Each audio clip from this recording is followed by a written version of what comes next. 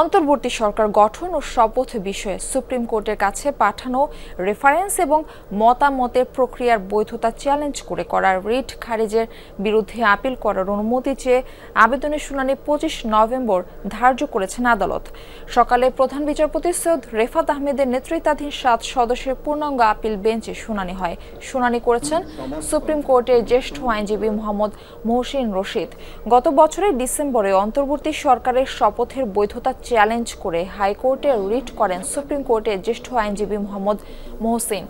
পরে রিট খারিজ করে হাইকোর্টে বলেন, দেশের জনগণ বৈধতা দেয়ায় অন্তর্বর্তী সরকার নিয়ে কেউ প্রশ্ন তুলতে পারবে না।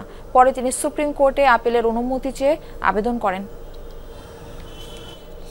অন্তর্বর্তী সরকার গঠন ও শপথ বিষয়ে সুপ্রিম কোর্টের কাছে পাঠানো রেফারেন্স এবং মতামতের প্রক্রিয়ায় বৈধতা চ্যালেঞ্জ করে করা রিট খারিজের বিরুদ্ধে আপিল করার অনুমতি চেয়ে আবেদনের শুনানি ২৫ নভেম্বর ধার্য করেছেন আদালত। এ বিষয়ে আরও জানাবেন সহকর্মী রাব্বি হোসেন। রাব্বি, আজকের শুনানিতে কি হয়েছে বিস্তারিত জানাবেন এ বিষয়ে।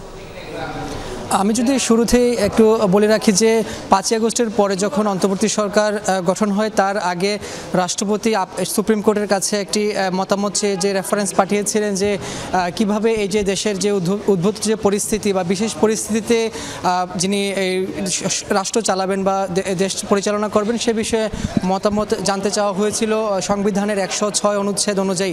এরপরই সুপ্রিম কোর্ট তাদের আপিল বিভাগের যেই আগে যিনি প্রধান বিচারপতি ছিলেন ওবায়দুল হাসান তার নেতৃত্বাধীন যে ৭ আপিল বেঞ্চ সেটি একটি মতামত পাঠিয়েছিলেন। এরপরই ডক্টর মোহাম্মদ ইউনূসের নেতৃত্বে অন্তর্বর্তী সরকার গঠিত হয় এবং সেখানে যারা উপদেষ্টা পরিষদের সদস্য রয়েছেন তাদেরকে শপথ বাক্য পাঠ করান।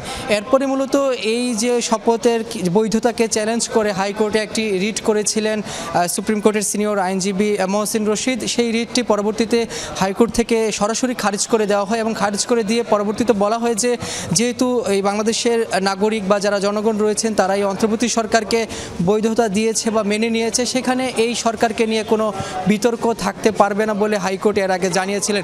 এরপরে আপিল বিভাগে তিনি মূলত লিভ টু আপিল করেন, যে আপিলের আবেদন করেন, সেই আবেদনেরই আজকে মূলত শুনানি হয়েছে। সেখানে তিনি বলেছেন যে এই সরকার অবৈধ, এরকম তিনি কথা বলেছেন যিনি রিটকারী আইনজীবী রয়েছেন।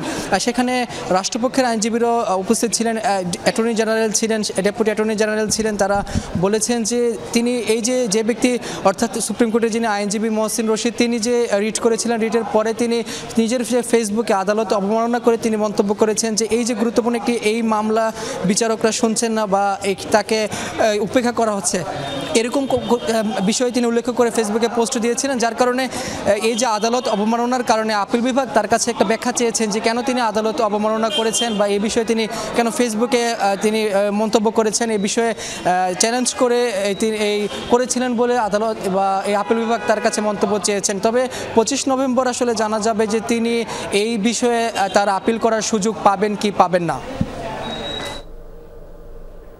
রাব্বি, আপনাকে ধন্যবাদ আমাদের সঙ্গে যুক্ত হওয়ার জন্য।